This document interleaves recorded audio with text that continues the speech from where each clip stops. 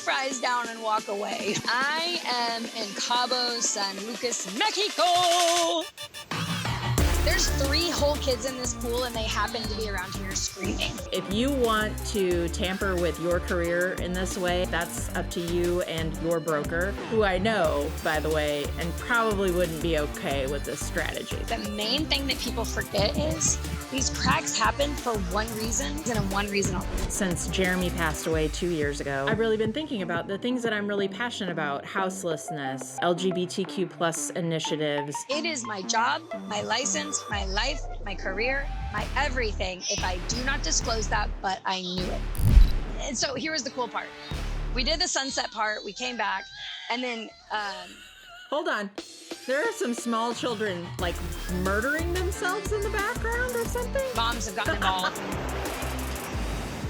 The water crashing on the beach behind you is just so relaxing. The kids screaming has been just delightful. Delightful. Dad's ready. He's like, this is it. It's an infinity pool, and he is thinking, like, to infinity and beyond her ass.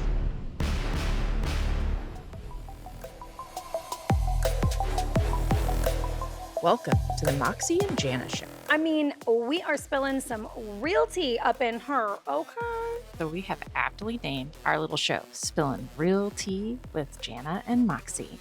Get it? Tune in and listen to us share all our crazy, wildly unbelievable crap that we see, do, and navigate in the insane world of real estate. And we're talking everything. We got it all, y'all. Straight out of KC, and we spillin' it. Well, hello. You look like you are getting quite the nice little tan going on there. Where are you at, Moxie? I'm working on it. I am in Cabo San Lucas, Mexico. True story. Mexico. Yeah, and that's the beach. So you know how when some people do like Zooms or calls or whatever, they have this fake... That's their background, fake. Nah. This is real. And all the little this is kids... legit. Like, there's 3 whole kids in this pool and they happen to be around here screaming. So y'all are just going to have to deal whatever. Okay? Hey, this is real life, man. Real life. What right I want to there. tell him is shut up for 25 minutes. Shut the fuck up. You know, yes, you can't please. do that. It's rude and stuff. I don't know. You just like slip them a little bit of whiskey, you know. Yeah. On their gums. Nobody That's what will they be say. mad. Yeah. No, just stop yelling. Go play somewhere else. Stop. Whatever. First world problems. Oh my God. We have quite an interesting story time to do this go round. And I was kind of thinking I could do mine first and then you do yours because it goes right into our topic of the day. What do you think? Yeah, that sounds good. Got it. There's also 2 iguanas behind me. Okay, I just want to say. There is a gigantic one to my right, and he is apparently not the happiest thing in the world. And then there's a little teeny tiny one. He was just on this rock right back here. Oh, that's what No, that's what the bartender said. He said that he is a jerk. And that there's another one over there that you can like spoon feed, essentially. You can hand feed that guy. This guy, he's like, no, you just put the fries down and walk away. Like, okay, got it. You're like, cool, okay. Yeah, I don't want to get eaten today. So yeah, and he's we'll gigantic. roll with that. And I'm not kidding. Like he is 4 feet from where I'm sitting right now. So he's just chilling. The other one is on this Can rock. we get like Yeah, he's much smaller. Can we get a little camera view here? Oh God, of what we got going on? Okay, just there's the rock.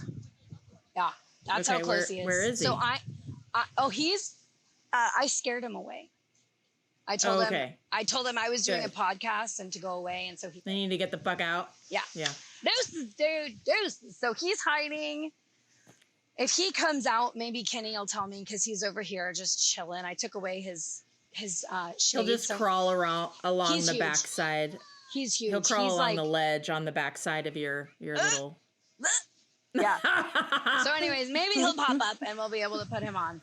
But anyways, okay. So you were gonna do story time. I know, right? He's scary. He's scary. So start with your story. Let's hear it. Because I have not heard it. Let's hear what it is. So my story time has to deal with a seller calling me, asking me to fire their agent and then to hire me. Right? Oh. I mean, you've had I'm sure you've had 1 or 2 of those. For sure. Happen. It's tough to navigate that. Super awkward. Yeah. A little awkward. Yeah. So the seller calls me. This is Saturday morning. Been on the market for 6 months. Overall, it's not a bad price point for that neighborhood. Calls me and says, I have been watching your videos. I want to hire you to list my house. And I was like, awesome. Great. Wow, that's cool. Perfect. Let's schedule some time for me to come by and take a look at it. And he goes, well, here's the problem. And you're probably going to realize it when you type in my address. And I was like, okay, what's the problem? Are we on the site of like a dump site? Like, what's the problem? He goes, well, my house is already listed with someone currently. Okay. Okay. Cool. Tell me more. And he's like, my house is listed with this agent. She's not doing any marketing. She's not really even giving me any kind of updates on what's going on with my house or who's coming through or feedback or anything. Like, my house has been on the market for 6 months and I don't know what's going on. 6 months? 6 months. Holy guacamole. Yeah, bro.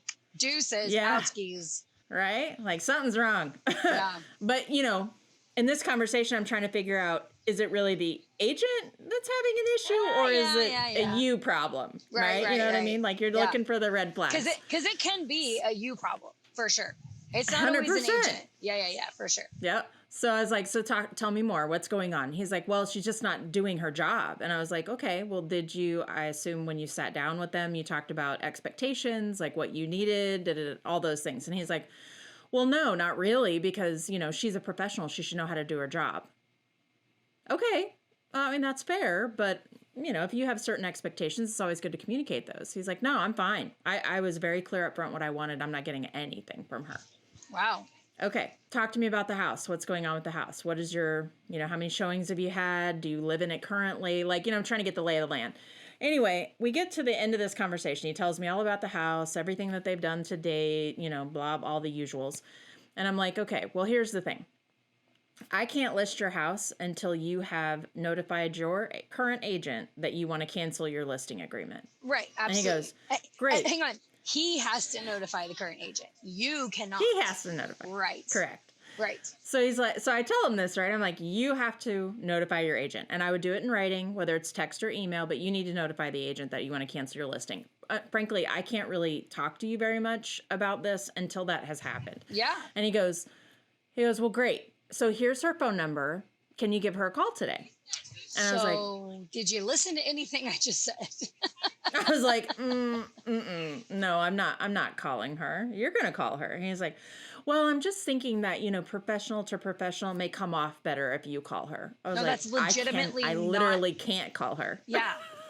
Legitimately cannot call her. This isn't don't want to. Also, this is cannot. And in fact, I shouldn't even be talking to you, but you called me. Well, okay. Right.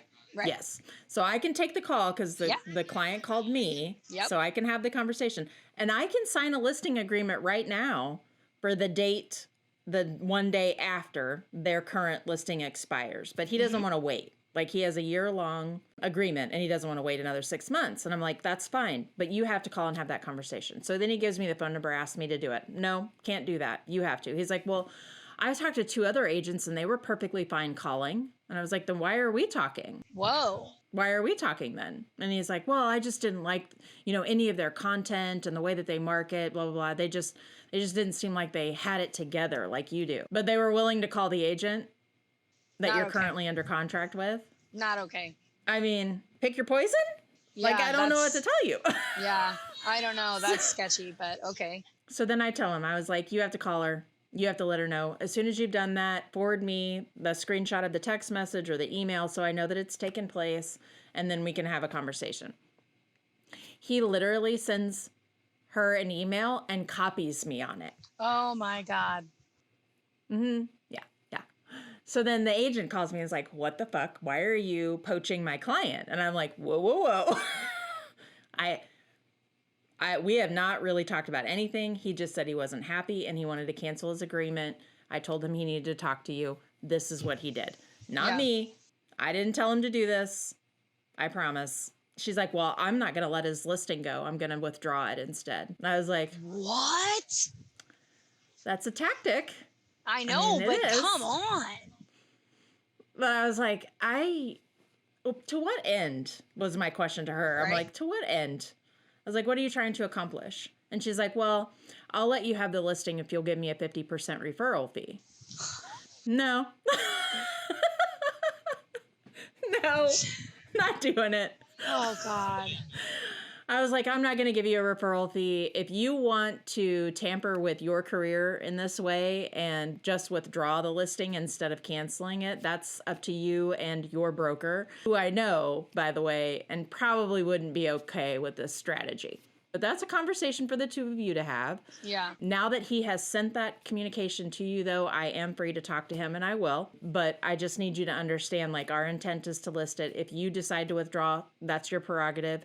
We'll go from there. So you keep me posted. So today I got a follow-up email from her broker letting me know that the listing cancellation had been signed, that I'm free to work with this client. They are not going to withdraw the listing. They are actually canceling it, and all the best. And I was like, good. There you go. Yeah, that's how it should have been. Not that I want to deal with all that, but at the same time, like, yeah, it's not my fault. Anyway, so that's my story time for today. Super awkward conversation, very fun.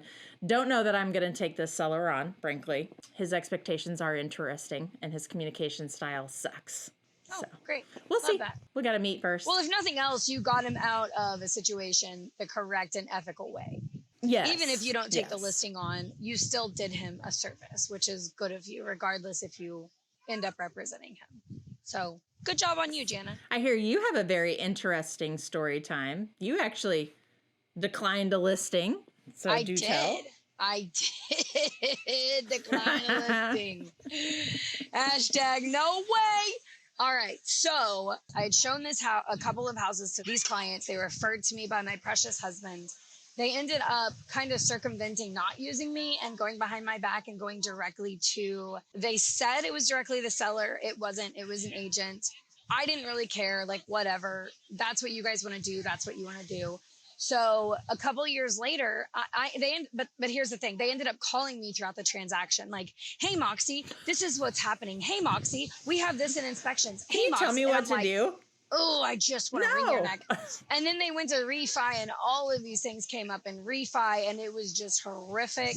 So I knew a boatload about this property. Okay. The reason the refi was horrific was because the inspection report from the appraiser. I have never had an appraiser stop a refi for condition in my career. I'm sure it happens, Ever. But like, okay, so we move forward. They are trying to refi. It doesn't work out. Right. So they end up deciding just to sell. Well, he calls me and he's like, hey, I want you to list our home. And I was like, okay, here's the disclosure. Oh, no, I'm not disclosing anything. Oh, ooh, buddy, that's a problem. Because you know why that's a problem? I have to disclose latent and material defects. And if the appraisal through your refi didn't happen because of a legitimate latent and material defect, it is my job, my license, my life, my career, my everything if I do not disclose that, but I knew it. I was like, no, I'm not doing this. I am not doing this. I will not take this listing. And he literally was like, well, I'm not disclosing anything. I said, great. Don't disclose anything. That's your prerogative. I'm out, skis. I'm out. I'm not taking it. Okay. So they go and they list it and it gets listed. They go through this whole long process, whatever. It takes them forever. They ended up selling it to a cash buyer that didn't do inspections because they were tearing down the house anyways. So perfect buyer for them. Well, then I come across the listing agent and I called him one day because I was actually showing one of his listings and I was like, hey, listing agent, you remember this house on XYZ? And he was like, yeah, I do. And I was like, they wouldn't do a disclosure, would they? And he's like, no, they wouldn't do one. And I was like, do you want to know anything about that property? Because I know more than you and you should have disclosed stuff. He's like, I don't want to know anything. I was like, great answer. I won't tell you a single thing. I promise I'm not going to say another word because honestly, the stuff that was known was, I mean, thankfully they sold it to someone that was literally tearing the house down. So it didn't end up mattering. They just wanted the acreage, but the stuff that was known, unbelievable. Like what? Like the entire septic system needed to be replaced. There were broken and shattered lateral lines throughout. there was mud and dirt getting into the basement somehow. Yep. I'm sorry, these are appraisal issues, severe appraisal, and they cleaned up all the dirt. They I don't know what they did with the septic because I was out of it, but they ended up, they weren't going to disclose anything that they knew about that home, and they'd owned it for long enough. They knew enough about it. So I deuced out a whole listing because I had a client that wanted me to lie for him, and I wasn't willing to do it. But he also ended up being a pretty shady person, and like, I don't know, he's done a lot of really illegal things. It'll catch up to him. Yeah, clearly was comfortable doing that. So I mean, and hashtag I'm not. No, absolutely. Your $220,000 house does not matter enough to me, buddy. I'm sorry, not sorry. So anyways, definitely disclosed. Well, it's funny. I tell my sellers all the time, like, this is your get out of lawsuit free card. Absolutely. Put every freaking thing you can possibly think of in this damn seller's disclosure, even if you fixed it 25 years ago. Yeah. Who cares? Put it in there. Put it in there. Because then they can never, ever come back on you ever. Nope. Yeah. Mm-mm. So. Yeah. I think a lot of people think these sellers disclosures are tattletaling on themselves, and it's like, no. This is legitimately you're saving yourself. You're keeping your butt out of court. Yeah. For the most part. And it was interesting because the foundation issue, whatever that foundation issue was, I feel like I've seen it in other properties, and I feel like it's actually not that big of a deal. So from what I understand, they have these foundations, and then older homes, okay, much older homes. So they have essentially like a dirt floor basement, a completely dirt basement on one side that's typically underneath a porch, and then they put the walls up, but they never finish the floor. And because of that, a lot of dirt ends up accumulating. Well, then they'll sometimes put up these small kind of barrier walls that, the dirt's there, it's fine, it's not a big deal. Sometimes those barrier walls will break, and that dirt then comes into everything. Well, that's when it becomes an issue. If it's purposeful and it's stopped and it's where it needs to be, usually it's fine. It's when those barrier walls break and bring that dirt into the normal living space in a basement, which normally isn't normal living spaces in 1900 homes, but that's where the issues really become problems. So, foundations, girl. Well, I know we have a lot of issues with foundations in our area. And I mean, that's one thing that we talk about probably quite a bit whenever we're walking into a home. I know that's one of the first places I tend to go first is let's go take a look at the foundation. Absolutely. But I think I have found that a lot of people are afraid of certain foundation issues that are actually pretty damn normal where we live. And if addressed properly, aren't as big of a deal, like hairline cracks that are, vertical in nature, coming off of windows, for example. That's another one that's pretty dang common. Yeah. But in that situation, like the flooring has no structural value, right? So it's your retaining walls you're talking about that are the big. Were they stone, cement? Like what were they? I don't remember. I don't know. I've been through so many basements since then. It's unbelievable. I don't know. But I will say to your point, and something that I think we need to talk about more as agents is cracks, especially in Missouri and Kansas. Cracks in foundations are normal. Hairline cracks, normal. It sucks if they're not taken care of, like you said. It can destroy your home. But the main thing that people forget is these cracks happen for one reason, typically one reason and one reason only. I guess it's one of two reasons. The first reason is normal settlement that you really can't do a whole lot about. The second reason, and the biggest reason, and the easiest thing to fix, water. Yep. Clean out your grading stupid and gutters. Yes. Gutters. Yeah. Clean out your gutters. Make sure you have really good grading, and something that you mentioned earlier, water your foundation. When it's hot out, people are like, water your foundation. Yes. Water your stupid foundation. I had a guy, an investor here from California, and he was wrapping up his rehab, and he's like, I don't understand why, like the grading is pulling away from the house and it's leaving this big gap, and then we get these torrential downpour, and then I have water in the basement. I'm like, you have to water your foundation all year round. And he's like, water the foundation? I'm like, yes. Yeah. You got to, not a lot, you just got to sprinkle it, because the more that ground, that grading expands and contracts and expands and contracts. It actually creates holes in the foundation that just lets more water in. So Yep. Yeah. it's one of those things we tell people. It's like, not a big deal. Just water your foundation. Yeah. And it sounds really stupid. And honestly, since I have so many out-of-state people, I have consistently, I feel like I'm just like a foundation education person when I'm showing houses to out-of-state people, because they either don't have foundations, they don't have rain if they have foundations, they just don't have foundation issues at all. We just live in a climate where that just is something that takes place. And so because of that, I feel like I'm consistently educating people on, you know, this is what happens when it rains. Make sure you clean out your gutters. It's the dumbest thing in the world to think about not having to clean out your gutters. Because my ex-boyfriend in LA didn't even have gutters. He's like, what do you do with gutters? Pretty common, like, places that don't get a lot of rain. Yeah, exactly. You just don't even think about it. So that's something that I wish more people would, I don't know, education is so important with that. I have a husband who I've had to ram it down his throat. I am talking down his throat about understanding the importance of cleaning out gutters. And like, he's finally starting to understand, oh, this is why we do this. And when we see the water pouring over the gutter in a torrential downpour, that can also be because there's bad. Yeah, but that also can be because there's so much water. But at the end of the day, that is more than likely because the gutters didn't get cleaned out.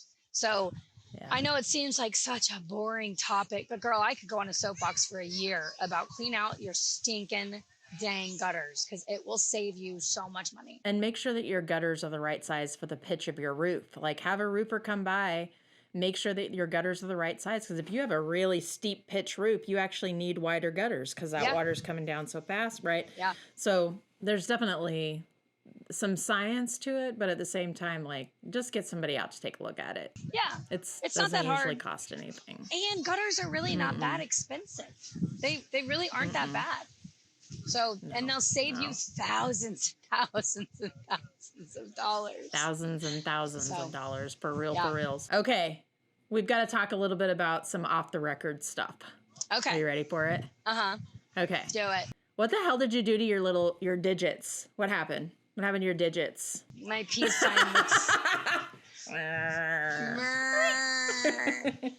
I just tell you right now? Eyeballs. I know. Well, there's blood in there. I don't want to show you. It's dried blood, but there's blood. It actually, when we changed it yesterday, more blood had happened. So someone had told me after I did this, she responded to one of my Snapchats and she's like, the throbbing will get you. And she was not kidding. You'll see me after my painkiller wears off. I'm like sitting like this, and it's because, you know, above my heart, it stops throbbing. Once I bring it down here, it's like boom, boom, boom, boom. All right. So it was a night we were going to do our team Christmas party, and we were going to eat at like 7:30, 8 o'clock. So it's going to be pretty late. It was about 3. Kenny was going to come home after working all day, and I was like, I'm just going to cook him something really fast. So I had a 15-minute meal. It was a super quick one. I didn't have TV on. I didn't have radio. Nobody was texting me. Nobody was calling me. No distractions, nothing. Zero distractions. That's why I'm so mad, I'll be honest. So I was cutting green onions. So when you get a green onion, those fucking onions. Green onions. So usually when you cut a green onion, you want to take that outer layer off, right? And that outer layer always kind of looks... It's all slimy. It kind of looks slimy. It's icky. It's gross. It's dirty. It's where all the dirt... Well, this one, the outer layer, for the first time in 6 years of getting HelloFresh, the outer layer looked really, really good. So I was like, you know what?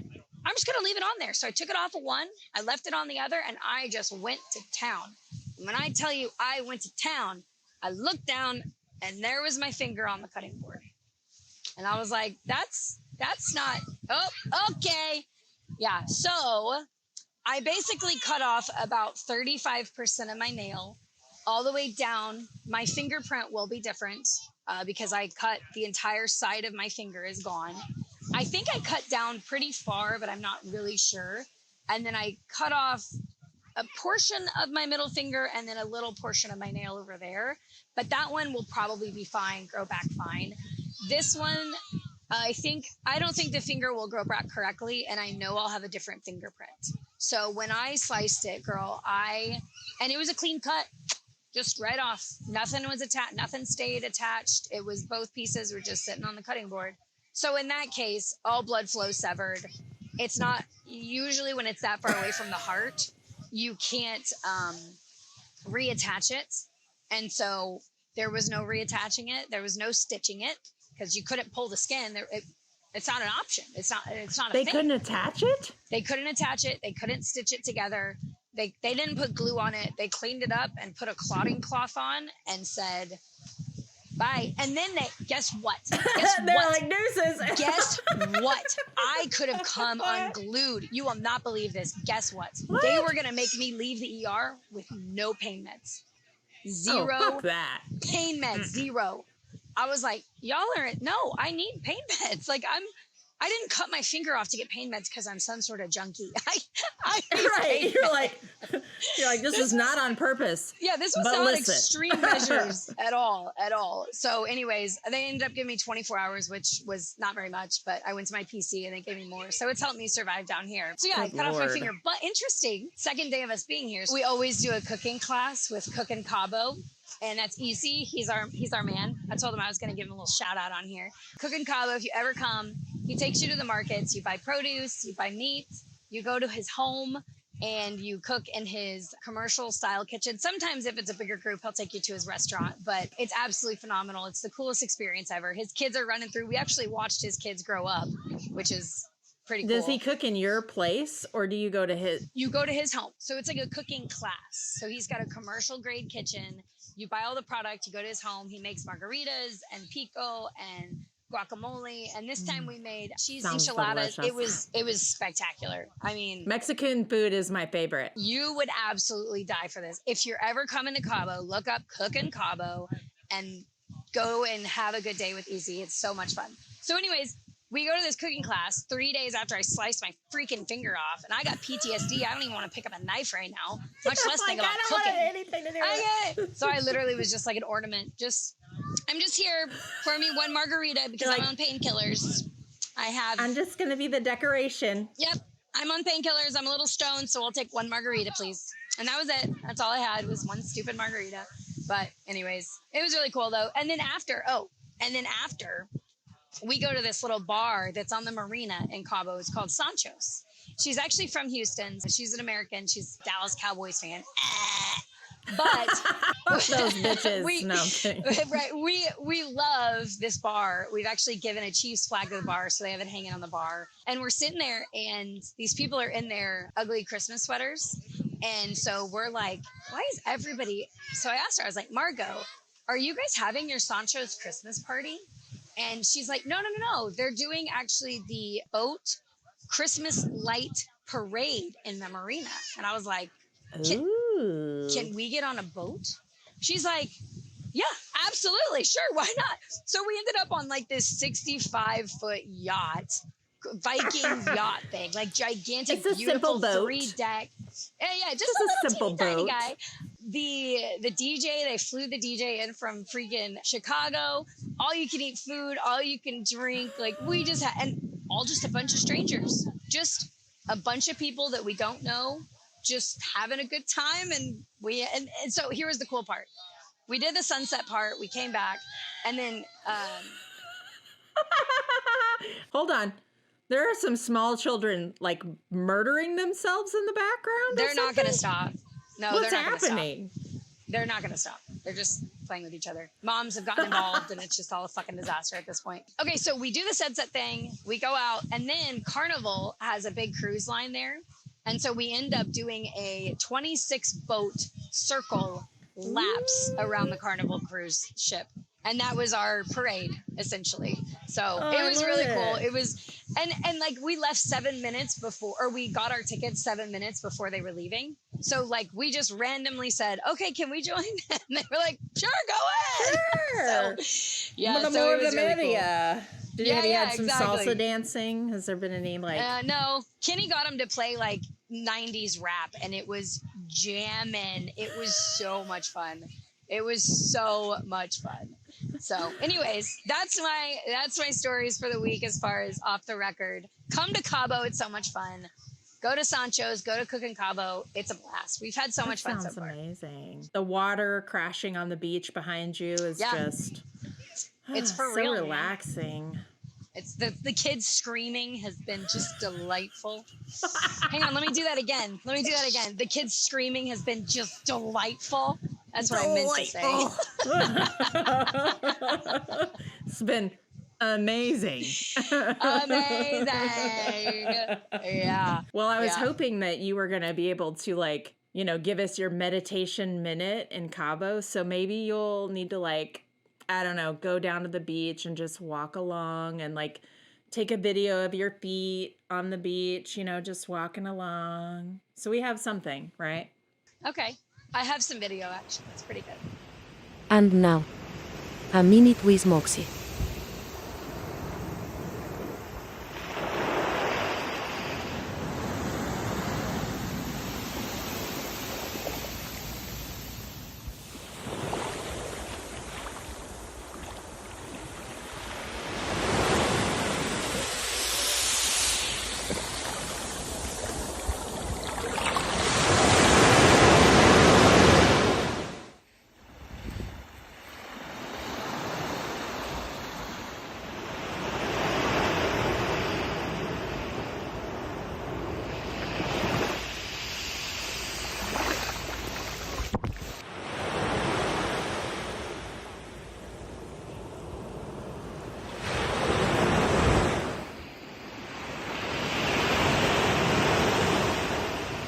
We now return to Jana and Moxie. Kind of interesting. So you're kind of, you know, resetting yourself in Cabo, which is awesome. And I love that. I've never been. I desperately would love to go sometime. We're going to make it happen this year. Definitely. Because either there or the Dominican. Now I have really enjoyed the Dominican, so might have to go. Cool. I don't know, one or the other. But one of my kind of like off the record things right now is I'd gone to this mastermind that I have had on the books for a long time. Like it's a monthly mastermind and it's with this agent that I followed her career for a long time. We were at the same brokerage for a hot minute. We're now not at the same brokerage, but she just has this really interesting view on, I don't know, the business and life. And so she's got this, the Leadership Council is what it's called. And it's this mastermind of mostly like brokers, team leaders, people who've invested and are like really, really working through some leadership challenges. And so we're having this mastermind and she's talking about like, she has this word every year. So every year they, as a team, come up with their word for the year. And as she was talking about it and whatnot, and like I came back and we're kind of talking to my group about it, I'm like, it really kind of helped provide some perspective for me, like really thinking about setting a tone. Like I'm all about goals. I'm all about numbers. I've got spreadsheets for days, like calculating probabilities and blah, blah, blah, all this stuff, right? And she's kind of like a little bit more in tune with like the natural world, I guess I should say. But after I came back and I'm talking to my group about it, we came up with our word for the year, which is abundance. And like thinking about how you create abundance. Oh my God, this child needs to be whacked. It's not going to stop. It's so entertaining. She's over here like just being the world's largest brat. Is mom like ready to pull her hair out? Dad is. Dad's ready. He's like, this is it. We're going up to the room. You're taking a fucking nap. It's an infinity pool, and he is thinking like to infinity and beyond her ass over. He's like launching her into. Okay. Anyway. Abundance. Your word is abundance. Yes. So we were talking through abundance and like what that means, and it actually really kind of helped me reset some of my expectations. You know, I've been involved with some committees, involved with some boards, and I'm really kind of thinking about how I approach getting re-engaged in the community, because it's one thing that since Jeremy passed away 2 years ago yesterday, not been a great week. Yeah, it was 2 years ago yesterday. I've really been thinking about the things that I'm really passionate about: houselessness, LGBTQ plus initiatives, financial literacy, and like disabled individuals, like really trying to find some boards and some committees to like really get on and engage the community in this world of abundance, right? And talking about all these really important topics. And so that's my off the record this week, is really kind of been focusing on how I'm re-engaging with the community. And that's awesome. I don't know, I'm kind of excited about it. It's been a while. That'll be a really good launch for 2024, I'm sure. Okay, left field listing. Let's take a peek. All right. So I wanted to look at this guy. This is the Flintstones meets Jurassic Park house. What is happening? Get ready for it. What is going on? Look at this flat roof in the middle of nowhere. Like, it's kind of like can you see it okay? Do you want me to zoom in? Yeah, no, I can see it fine. There we go. Oh, yeah, that's cool. Okay, flat roof, lots of windows. What the fuck is this shit? Oh, We're yeah. literally in the Flintstones. Jurassic Park. Yeah, is that a plant? There are so many of them. Wait, Are look there at this. plants inside? There are live What has planted. happened? Those suckers are planted. Oh, so this is purposeful. Yes. Oh, okay. Yeah, How much is this house listed for? This one is in it's in Wisconsin. 1.45 million. Wow. Perfectly. That's fancy. This is my favorite. These kids are getting closer. Perfectly tailored for an outdoor enthusiast who may want to live with palm trees and an indoor pond. So this is purposeful. Okay. This is intentional. Yeah, check this out. It gets so much better. Look. This is crazy. Look at this huge pond. What do you think happens there? Do you think they cook people in there? Like it's a human pizza oven? All the fun things. Jana, they're now about 3.5 feet away from me. Okay. I told you Mom got involved and it's all gone downhill from there. Because now they can go to the deep end, which is where I am. Oh, Lordy. And Good now she's times. going to teach her how to swim. Look. Van Gogh. Hey, I'm just glad we made it as far as we did, okay? I'm going to go back to the freezing cold fucking Midwest while you go enjoy your teenies, your drinks, and your poor digits. Yeah. Heck yeah. All right. Well, everybody, thanks for listening. Thank you for enjoying the wind. Here's the wind again. It's just here. It is what it is. Screaming children and all. You also get the screaming children, the splashing, the waves. There's a wave. The stupid animal never came out. What was it called? A gecko? A lizard? The iguana. I don't know what it is. The iguana. Yeah, there's one over the wall. You can almost see it. He's like chilling on the wall. But anyways, this has been great. Thanks for hanging. Yes. Good Sorry times. for all the noise. I hope you guys all loved good. my background, and Yes. we'll see you later. Later, Bye. Gator. Thank you so much for hanging out with us today. We know you're probably potty watching or avoiding doing something domestic today, and we're glad you found us instead. If you've got a crazy real estate story to share, Burning questions you want the real tea spilt on, or maybe you want to sponsor our little production, we want to hear from you. Shoot us an email so that we can collaborate. And until next time, guys, we'll be a hot mess, and you keep doing you, boo-boo. make it a great day.